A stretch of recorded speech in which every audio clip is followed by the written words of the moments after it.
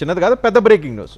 ఉదయం నుంచి చెదురుమదురు సంఘటనలు జరుగుతున్నాయి. ఇప్పుడు తాజాగా గురిజాల్లో తంగెడ గ్రామంలో బాంబుల దాడి జరిగింది.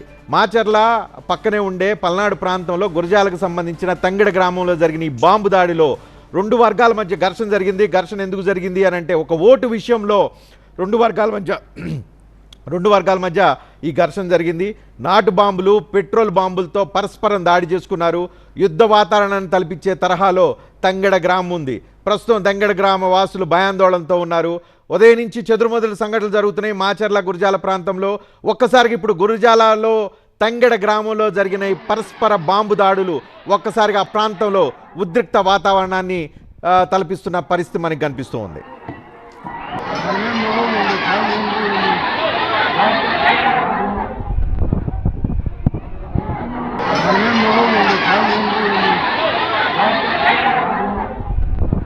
ప్రస్తుతం టీవీ9 ప్రతినిధి నాగరాజు సమీపంలో ఉన్నారు. పల్నాడు ప్రాంతంలో నాగరాజు ఉదయం నుంచి చూస్తూ ఉన్నారు. ఉద్రిక్త పరిస్థితులు. ఈ ఇన్సిడెంట్ చిన్న ఓటు విషయంలో ఎందుకు గొడవ వచ్చింది? పెట్రోల్ బాంబులతో పరస్పరం వేసుకోవాల్సిన పరిస్థితి ఎవరికి వచ్చింది? ఏ వర్గాల మధ్య జరిగింది? ఏ గ్రూపుల మధ్య ఈ సంఘటనలు జరిగింది? తంగెడ అనేది మొదటి నుంచి కూడా కొంత సెన్సిటివ్ ఉన్న ఏరియా కాబట్టి ఉదయం నుంచి కూడా పోలింగ్ సమయంలో అనేక మార్లు రెండు పార్టీలకు సంబంధించిన కార్యకర్తల మధ్య చిన్న చిన్న విషయంలో, అంటే ఏజెంట్ల దగ్గర నుంచి కావచ్చు, ఓటు వినియోగించుకునే దగ్గరికి పోలింగ్ బూత్లో వెళ్ళినప్పుడు కావచ్చు, మాటల యుద్ధం జరుగుతూనే ఉంది. కొంత ఉద్రిక్త పరిస్థితులు అయితే నెలకొన్నాయి. అయితే పోలింగ్ ముగిసిన 6 గంటల తర్వాత ఒక్కసారిగా ఒక ఓటు విషయంలో గ్రామంలోని ఇద్దరు మధ్య చెలరేగిన మాటల వివాదం తీవ్ర స్థాయికి దారితీసింది. ఈ నేపథ్యంలోనే నాటు బాంబులు వేసుకున్నారు, ఆ తర్వాత పెట్రోల్ బాంబులు కూడా వేసుకున్నారు. ఈ బాంబు దాడులు జరుగుతున్న క్రమంలోనే అక్కడ ఉన్న రెవెన్యూ సిబ్బందికి సంబంధించిన కొన్ని వాహనాలు కూడా ఈ మంటల్లో కాలిపోతున్నాయి. మనం విజువల్స్లో కూడా స్పష్టంగా చూడవచ్చు. పెద్ద ఎత్తున గ్రామంలో మంటలు అయితే ఉన్నాయి.